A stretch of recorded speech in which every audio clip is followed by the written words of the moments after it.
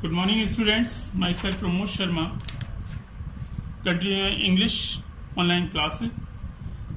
तो जैसा कि हम चैप्टर 1 आपका कंटिन्यूशन में है और इसी क्रम में आपका जो अगला टॉपिक है टाइप ऑफ सेंटेंसेस। तो यहाँ पर आपके 4 टाइप ऑफ सेंटेंस बुक में आपको दिए हैं, तो जिनको मैं डिफाइन भी कर रहा हूँ। आपको ये कॉपी में जो हेडिंग्स आपके दिए हैं इनको आप कॉपी में नोट करेंगे, डेफिनेशंस लिखेंगे और उसके साथ में एक एग्जाम्पल आपको ग्रामर की कॉपी में ये वर्क करना है। और इसके बाद में आपको एक एक्सरसाइज सॉल्यूशन दे रहा हूँ जिससे कि आप अपनी कॉपी में नोट करेंगे। तो पहला आपका दिया है एसर्टिव और डिक्लेरेटिव सेंटेंस। तो एसर्टिव और डिक्लेरेटिव सेंटेंस क्या होते हैं? जिनमें हम किसी चीज़ को डिक्लेयर करते हैं, किसी चीज़ का वर्णन करते हैं, तो दे आर कॉल्ड एसर्टिव और डिक्लेरेटिव सेंटेंस।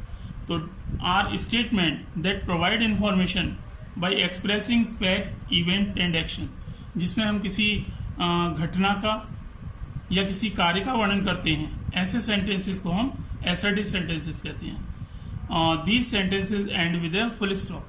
तो आपको ये डेफिनेशन बुक में लिखनी है अपनी कॉपी में, और इसका एक example, Seema is my neighbour, एक एग्जाम्पल आपको लिखना है जिससे कि आप समझ सकें आगे भी इसको जो है। Next is interrogative sentence. तो interrogative sentence are questioning sentence. तो इंट्रोगेटिव सेंटेंस जो है वो जिन सेंटेंसेस में क्वेश्चन पूछने का कार्य किया जाता है उसे हम इंट्रोगेटिव सेंटेंस कहते हैं। तो these sentences and with A question mark. In sentences के लास्ट में हम एक इसमें क्वेश्चन मार्क लगा देते हैं जिससे कि इसके इंट्रोगेटिव होने का पता लगता है।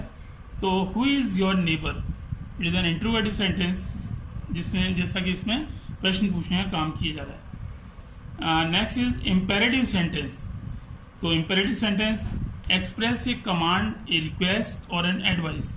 इम्पेरेटिव सेंटेंस को पढ़ने पर हमें किसी आदेश का, किसी रिक्वेस्ट का या किसी एडवाइस का पता लगता है।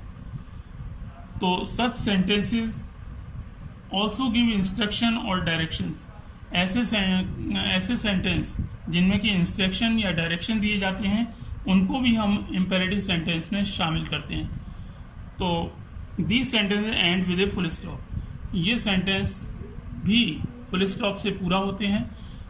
तो ये डिक्लेरेटिव सेंटेंस की तरह से ही लगते हैं, लेकिन हमें इसके सेंस को समझना होता है कि यहाँ पर हमें रिक्वेस्ट किया गया है, ऑर्डर किया जा रहा है, कमांड किया जा रहा है, हमें इन्हें समझना होता है।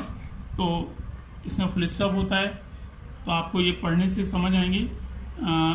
इसमें 3 एग्जाम्पल दिए हैं, आप कोई भी 2 एग्जाम्पल इसमें से उतार लें कॉपी में और उनकी डेफिनेशन को पूरा करना है। Your next is exclamatory sentence express a sudden feeling और a emotion such as delight, surprise, pain और हॉरर। जब हम अपने अंदर उठने वाली सडन फीलिंग्स को एक्सप्रेस करते हैं तो वहाँ पर हम अपने इमोशंस, अपनी खुशी और अपने आश्चर्य को जब व्यक्त करते हैं तो ऐसे वाक्यों को हम एक्सक्लेमेटरी सेंटेंस के माध्यम से एक्सप्रेस करते हैं। For example, I didn't know what is that, I know that. तो यहाँ पर एक सरप्राइज को दिखाया जा रहा है इस सेंटेंस में।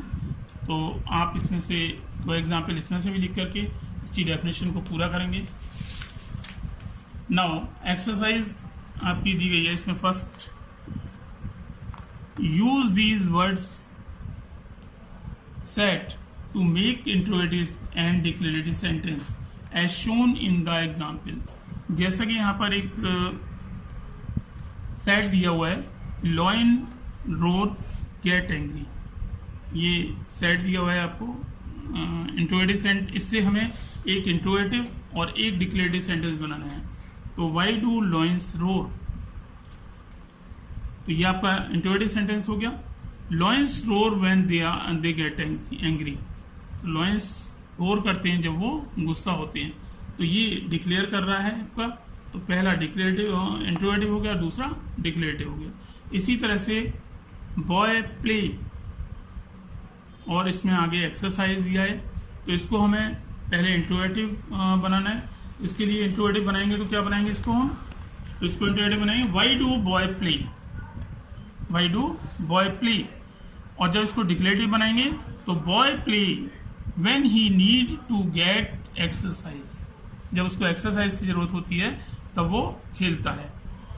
ऐसे ही आपका सेकंड सेंटेंस है wear a hat it is hot outside. तो हम इसे जब इंट्रोगेटिव बनाएंगे तो इसमें मैंने एरो डाला हुआ है, आपके एक्सरसाइज की वीडियो में आप देखेंगे। तो जो तीसरे नंबर का सेंटेंस है वो नीचे बना हुआ है, आपका जो दूसरे नंबर का सेंटेंस है उसको थर्ड नंबर पड़ गया है। तो आप इसे देखेंगे तो यहाँ पर इसमें ऑर्डर थोड़ा सा इसका डिस्टर्ब हो रहा है। तो wear a hat third number का सेंटेंस पड़ गया है इसका। तो wear a hat it is hot outside. Interrogative बनाने के लिए why do we wear a hat, ये इंट्रोगेटिव बन गया इसका जो है। और we wear a hat when it is hot outside, हम एक हैट पहनते हैं जब बाहर गर्मी होती है। आपका ये सेकंड सेंटेंस था। Third, oil and engine no noise, oil and engine no noise. तो ये आपका थर्ड सेंटेंस है जिसपे कि ये सेकंड ऑर्डर में बन गया है और ये सेकंड सेंटेंस है, तो इसको ऑर्डर को थोड़ा ध्यान रखेंगे। तो पहला इसका जो इंट्रोगेटिव बनाएंगे हम किस तरह से बनाएंगे, why do we oil and engine, और डिक्लेरेटिव करने के लिए इसको we oil and engine so that it make no noise. तो इस तरह से आपको ये समझते हुए इस एक्सरसाइज को पूरा करना है। सेंटेंसेस मैंने आपको पूरे सेंटेंसेस सॉल्यूशन दिए हैं, आप इनको पढ़ के और समझने की कोशिश करेंगे। कोई सेंटेंस अगर समझ नहीं आ रहा है तो आप मुझे कमेंट सेक्शन में आप मुझे लिख कर दें, जिससे कि मैं आपको दोबारा समझा दूँ। तो आज के लिए इतना ही। That's all today. Have a nice day.